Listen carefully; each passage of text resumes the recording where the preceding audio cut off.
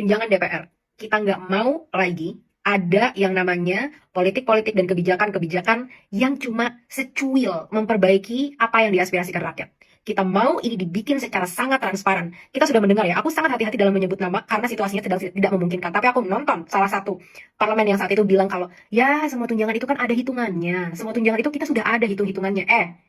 Kalau yang mau dipakai itu duit kamu sendiri, silahkan. Mau dipakai sesuai hitung-hitungan kamu dan lain sebagainya, itu urusan kamu. Yang dipakai ini duit pajak hasil rakyat. Jadi jangan memimpin negara ini dengan budaya pikir yang memikirkan bahwa kamu itu adalah kerajaan yang bisa melakukan apa yang kamu mau. Nah, gimana nih caranya untuk benar-benar mengganti segala cara berpikir dan sistem yang gila ini terhadap gaji-gaji DPR yang udah di luar akal? Pertama, Indonesia adalah negara hukum.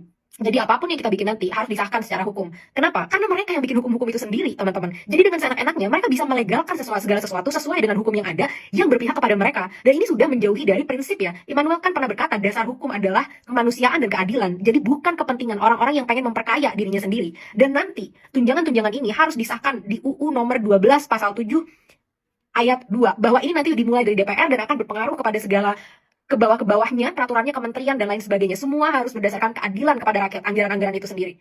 Kedua, kita mau transparansi yang besar-besaran. Udahlah, kalian punya budget yang besar sekali kok untuk IT dan lain sebagainya. Gunakan itu untuk membuat nanti anggaran-anggaran DPR transparan, terbuka kepada rakyat, bisa diakses kapanpun, dan harus dilaporkan apa progres yang sudah dipakai, untuk apa, dan yang paling penting, apa hasil dari penggunaan itu. Jadi harus dilengkapi juga dengan KPI yang jelas, dan kita mau ini dilaporkan secara berkala ya. Jadi udah nggak ada lagi tuh menjalankan sistem pemerintahan seperti kalian menjalankan monarki di kerajaan untuk memperkaya diri kalian sendiri. Ini bukan monarki, ini negara yang kedaulatannya ada di tangan rakyat. Jadi jangan sampai 5 September kalian keluar dengan solusi-solusi, kita menghapus tunjangan beras, kita menghapus tunjangan komunikasi, kita menghapus tunjangan deodoran gitu ya untuk wakil-wakil parlemen itu. Kita mau jelas transparansi, semua tertulis dan semua harus sesuai dengan asas keadilan dan kesejahteraan untuk rakyat yang akan dibekukan juga. Jadi undang-undang yang secara legal, nggak cuma DPR, semua kementerian pun harus melakukan ini. Karena yang praktek-praktek gila anggaran ini nggak cuma terjadi di DPR, teman-teman. Sama kok dengan Kementerian Keuangan misalkan yang tunjangannya bisa 300 kali lipat.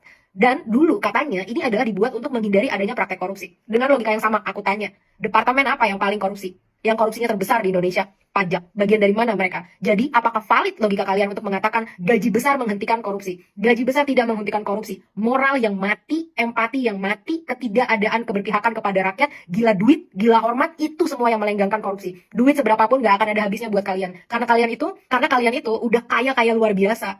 Tapi nggak pernah merasa puas, selalu merasa maruk dan mati hatinya karena masih mau mengeruk masyarakat yang miskin.